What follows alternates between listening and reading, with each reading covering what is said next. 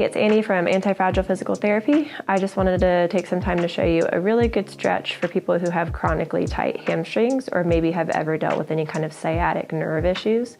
A lot of people come into my office and complain that their hamstrings are tight no matter how much they stretch them. They've always been tight since they were a teenager, or they've just been chronically tight as an adult since their back has started bothering them. But then when I test their hamstrings on the table, there's actually pretty good flexibility. So when I see that, we can often assume that there is some sort of fascial tightness or some restriction in the way that that sciatic nerve moves down the back of the leg. So that nerve starts in the lumbar spine, goes out into the butt, and then down the back of the thigh, which is why it can easily feel like it's your hamstrings that are tight. A way to test this would be if you bend over to try to touch your toes and you feel like there's tightness in the back of your hamstrings, you can try this exercise and then try that again, try to touch your toes and see if that tightness feels like it's resolved at all. So it's referred to often as a sciatic nerve glide or maybe an active hamstring stretch. We can call it whatever we want to call it, but you're going to lay down on your back. I want the leg that's not being stretched to be flat if we can do that.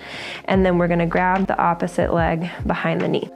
So my arms are relaxed, so they're just resting with my elbows straight and everything's relaxed in my leg to start. I want to keep my foot nice and relaxed here first, and then we're going to straighten the knee to kick that foot up towards the ceiling. And I want you to keep your toes pointed gently, like point like a ballerina when you kick up. So as the knee straightens, your foot stays straight and pointed. And then when we come back down in slow motion here, we're bending the knee, and I want your toes to rise up towards your knee. So we go into ankle dorsiflexion here. So my toes are going towards the knee as my knee bends, and then I reverse. And as I straighten out towards the ceiling, my toes point towards the ceiling as well.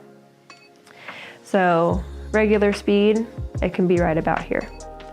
Doesn't need to be a fast movement. It does not need to be very slow. It's an active movement, so it's not gonna be held like a stretch. And it really shouldn't feel like a strong stretch.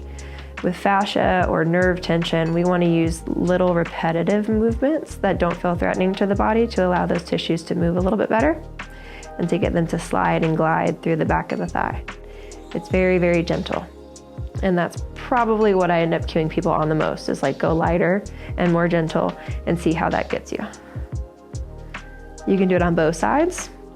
I generally will say start with like a set of 10 to 15, but you can do what feels right. So if it feels really tight, you need a little extra time, then spend a little extra time doing it and then retest yourself and see how it feels.